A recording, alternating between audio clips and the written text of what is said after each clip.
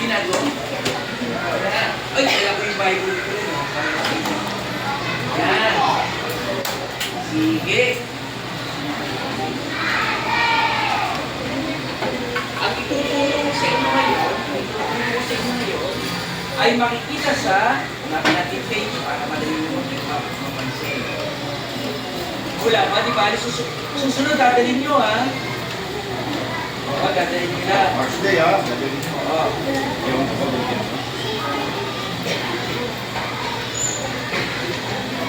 Yan. Page 528. 528. Hindi nyo share ko na sa iba. Share lang, oh, share lang. Tapos yung nakakita, pwedeng tumayo. Babasa.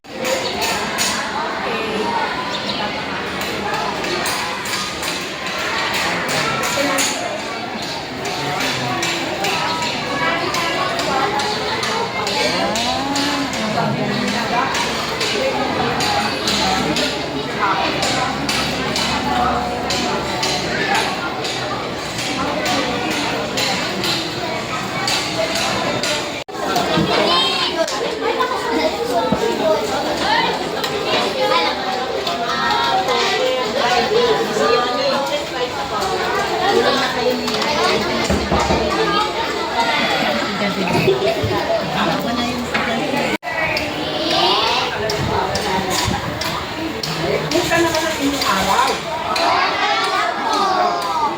Anong araw na mo ngayon? Thursday? Anong araw yun? Pila Thursday? Meron tayo. Every Thursday morning, ano nga yung ginagawa natin? Yes, nag-aaral tayo na Bible. Bago tayo magsimula, mananalangin muna tayo. Okay? Pamahalaan tayo sa sila. Ano ang ating gagawin kung tayo mananalangin?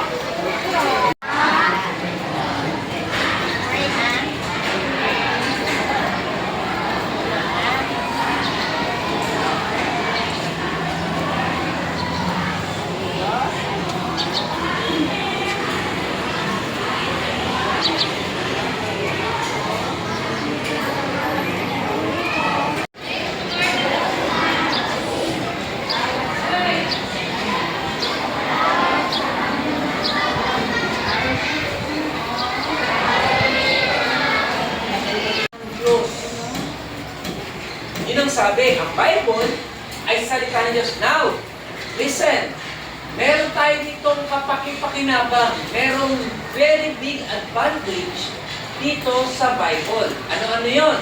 Sabi ito ay kapakipakinabang sa pagtuturo ng katotohanan. Anong kabaligtaran ng katotohanan? Kasinungalingan. Katulad ng pag sinabing malaki, anong kabaligtaran? Hindi ginawa niya. Yan. Ito rin dari. Maputi. Yun. Mahaba. Maiksi. Maliwanag. Mabuti. Ano? Hindi mabuti. Mabuti, hindi mabuti, hindi mabuti. Di mabuti. O, pwede. Tama kayo lahat. Now, eto na. Sabi, itong lahat ng kasulatan or the Bible ay kapakinabang sa pagtuturo ng katotohanan. Kung gusto natin ng katotohanan, Bible. Kapag binarinig tayo, ganun ba yun? Tignan natin kung ano sinabi ng Bible. Sa example, narinig niyo na ba? Sabi, saan nanggaling ang tao? Ginawa ni Lord. Kasi iba, meron pa bang idea?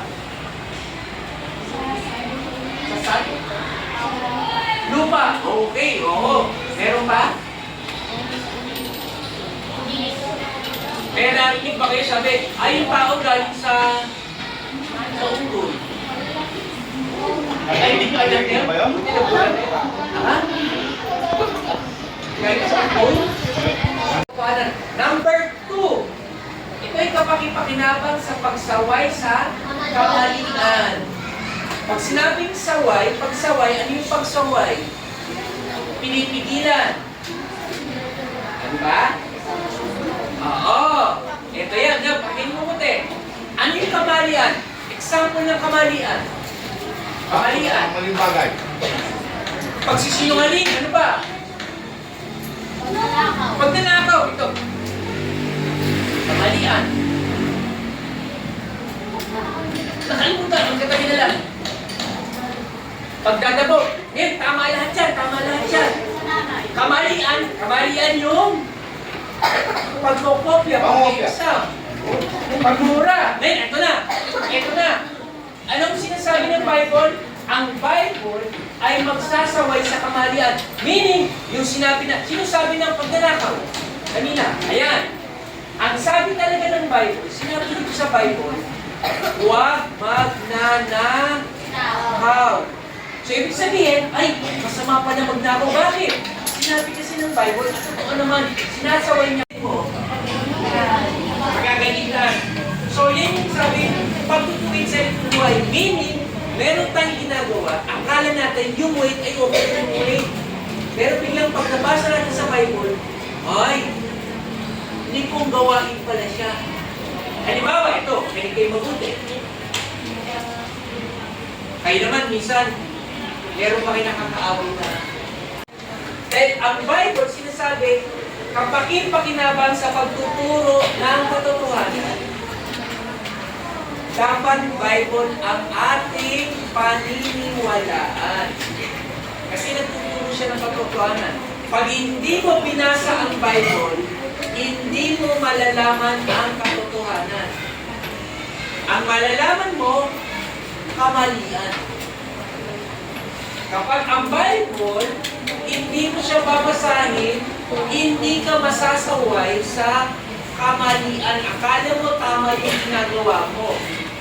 Alam niyo ba, ang sinabi ng Bible, sabi ng Bible, anak, igalang mo ang iyong mga magulang.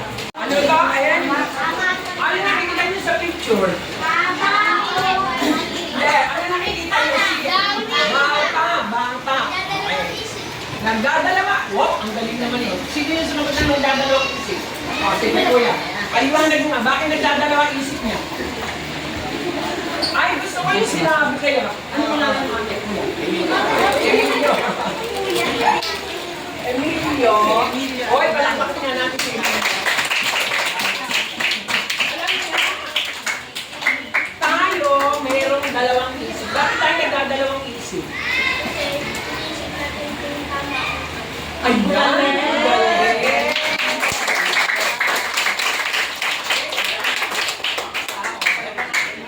Sa babae naman, sa kamay dito. Ay, walang magagawa si Shana dahil siya nakakilala ko. Shana, halika rin mo. Hindi na yung pakinggan kung saan namin sila sa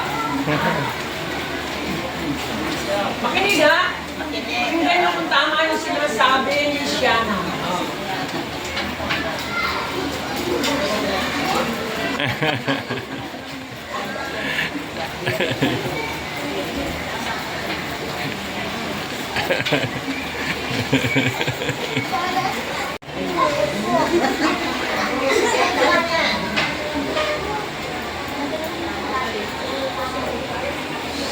Yan! Okay. Nagdadalawang isip, laging ganun na. Sino naka-experience ng ganun? Kunyari, example, magbigay nga ng halimbawa, naka-experience, nagdadalawang isip. O, kasabi niya, makikinig ba ako kay Tita Early o hindi? Di ba nagdadalawang isip yun? Ay, makikinig ba ako ngayong umaga o hindi? Yun. Papasok ba ako ngayong umaga o hindi? Ano yung tama doon? Papasok o hindi? Mamamapit ba ako o hindi? Ano yung tama doon? Hindi. Mamapukit ba ako sa wallet ni tatay ko o hindi? Yun yung mga example ng konsyensya. Meron kang gustong gawin, tapos biglang nag-iisip lang. Unang-una sa lahat, alam niyo ba mga bata, nakatingin sa atin ang sila nakatingin. Meron ba tayong secret secret kay John? Wala. Kahit ka gumawa ka dun sa loob ng banyo. Pumasok ka dun, mura ka dun. Minura mo ng minura si Emilio. Sin. Sikat na sikat. Ang pinipili. Lahat ng tao, mahal ng Diyos. Okay? Lahat ng tao sa buong mundo, mahal ng Panginoon. At yun yung gusto ipakita sa atin ng Lord. Wala tayong pipiliin. Lahat ay mamahalin natin. Okay? O, sige. So, ano yung mga paraan na makikipag-usap sa atin ng Panginoon? Ano yung tandaan? Sa pamamagitan ng ano? Mga? Pamamagitan ng kanyang mga ano? Pangalawa, sa pamamagitan ng So, alam natin kung siya, saan siya, sa isip. Niisip natin ang tama at saka yung mali. Ito na yung, yung pang-5,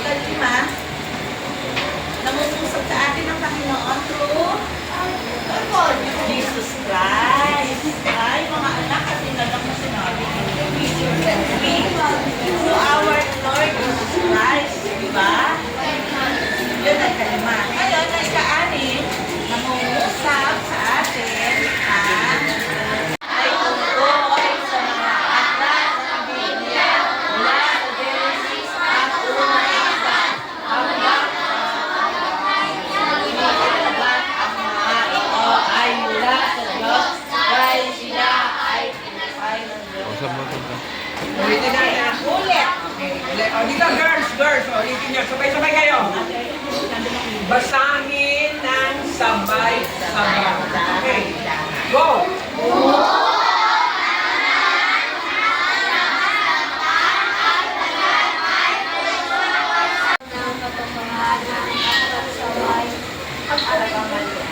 Saway sa kaman ay sa gawain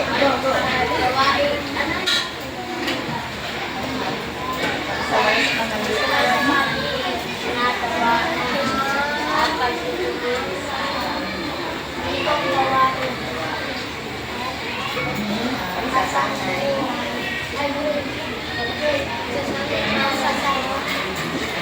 pagkasanay para sa Masarap. Masarap na pagkain. Sino kumakain dito ng spaghetti? Opo. Barbecue? Pizza. Pabang kamay. Bakit tayo kumakain ng masarap? Eh, kasi masarap eh. Delicioso. Ito na. Sige. Sige. Sino kumakain ng, ito na, sino kumakain ng pasta? Pasta. Okay?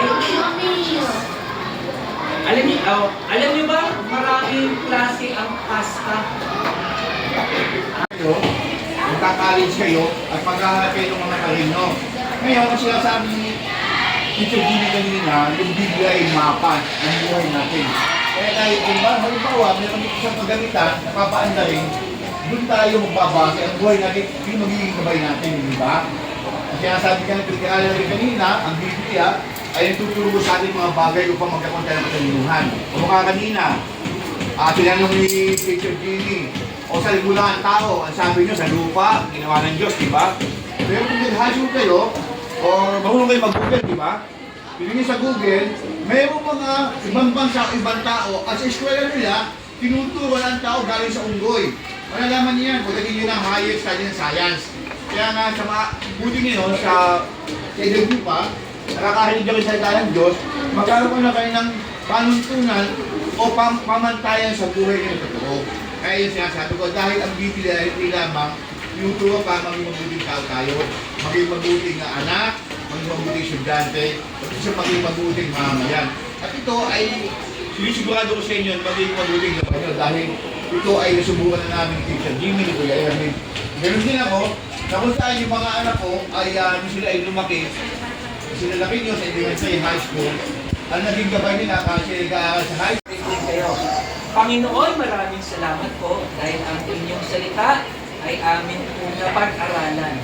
At tulungan niyo po kami na masaulo namin, na-memorize namin ang 2 Timoteo 3:16 upang ito ay hindi namin makalimutan.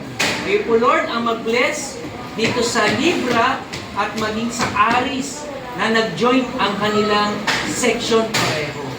Pagpalain niyo po sila at ingatan. In Jesus' name we pray. Amen.